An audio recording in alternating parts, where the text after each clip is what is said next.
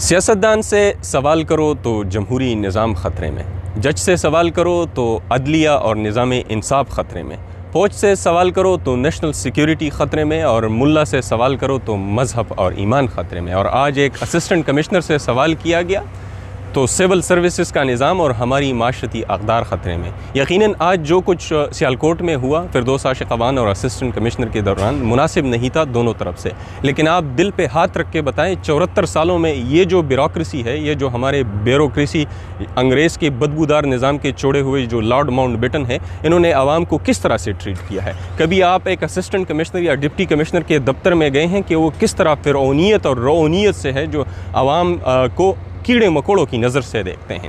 یہ جو لاٹ صاحبان ہیں، جو اسسٹنٹ کمشنر اور ڈپٹی کمشنر اور بیوروکریسی کے ہمارے چہیتے جو پالے ہوئے ہیں اسٹیٹ نے، ان پر غریب قوم کے، مقروض قوم کے 115 ارب ڈالر کے مقروض قوم کا اربوں روپے خرچ ہوتا ہے۔ ہر اسسٹنٹ کمشنر کو، پورے ملک میں 800 اسسٹنٹ کمشنر ہے، ہر اسسٹنٹ کمشنر کو 50 سے 60 لاکھ روپے کی ایک آرام دہ گاڑی مہیا کی جاتی ہے، اور اس گاڑی کو چلانے کے لیے ایک زبردست ڈرائیور بھی مہیا کیا جاتا ہے، جس کے پیسے سرکار جو ہے وہ ٹیکس کے پیسوں سے دیتی ہے، اور ان کو نوکر چاکر دیے جاتے ہیں، گارڈ دیے جاتے ہیں، ان کو انٹرٹینمنٹ الاؤنس دیا جاتا ہے۔ ان کی بیوی بچے جو ہیں وہ سرکار کی گاڑیوں کو ایبیوز کرتے ہیں اور شمالی علاقہ جات کی سیرز کرتے ہیں۔ ان کے انٹرٹینمنٹ الاؤنسز سے ان کے گھر کا خرچہ چلتا ہے، ان کی دال، سبزی، فروٹ وغیرہ سب انٹرٹینمنٹ الاؤنسز سے آتے ہیں۔ ان کو بنگلہ دیا جاتا ہے، گاڑی دی جاتی ہے۔ یہ سہولتیں کس لیے دی جاتی ہے؟ یہ آسائش ہے، یہ سہولتیں اور یہ اختیارات صرف اور صرف اس لیے ہے کہ یہ صاحبان جو ہے عوام کو ریلیف دے۔ لیکن دل پہ ہاتھ رکھ کے بتائیں کہ 74 سال میں کبھی آپ نے ایک سچے اسسٹنٹ کمشنر یا ڈپٹی کمشنر کو عوام کے درمیان میں دیکھا ہے پروٹوکول کے بغیر؟ کبھی آپ نے دیکھا ہے کہ ان نے کبھی عوام کو ایک اپنے خادم کے طور پر پیش کیا ہے؟ یقیناً اچھے لوگ ہوں گے، لیکن ان کی تعداد جو ہے وہ گنتی میں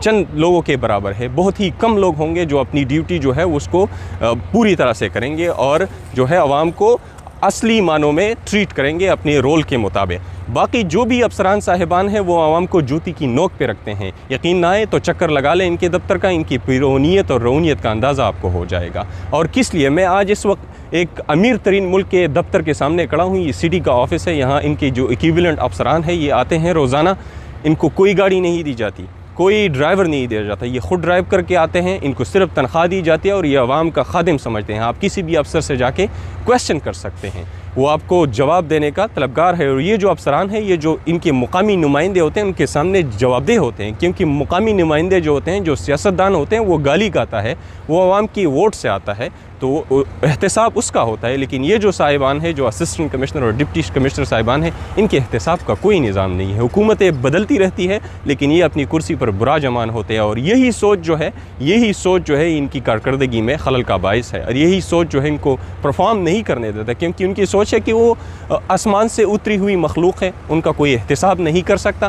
تو اس نظام کو بدلنا ہوگا۔ عمران خان کی حکومت کے پاس ایک اچھا موقع ہے، عوامی رائے عامہ ہموار ہو رہی ہے۔ یہ جو افسران صاحبان ہیں جن کی ہم کو شکلیں بھی نہیں نظر آتی تھی، میں قسم اٹھا کے کہتا ہوں کہ میں نے زندگی میں ایک دفعہ اپنی ڈپٹی کمشنر کی شکل دیکھی ہے، جو فاتحہ پر آئے تھے ہمارے ماموں کی فاتحہ پر گاؤں میں۔ اس کے بعد میں نے کبھی ڈپٹی کمشنر کی شکل نہیں دیکھی۔ یہ اپنے دفتروں سے نکلتے نہیں ہیں، یہ عوام کے خادم جن کو کہا جاتا ہے، سول سرونٹس جن کو کہا جاتا ہے۔